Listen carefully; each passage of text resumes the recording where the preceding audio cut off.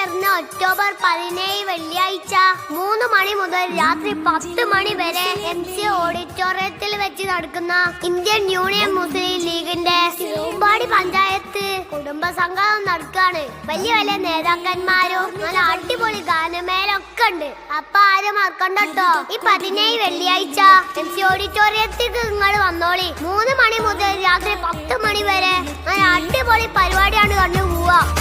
നെഞ്ചിൽ മുസ്ലിം ലീഗ്, മുഞ്ചിൽ മുസ്ലിം ലീഗ് വന്നേ ധാർമ്മിക വഴിയിൽ ഹരിതക്കൊടികൾ കയ്യിലുയർത്തി.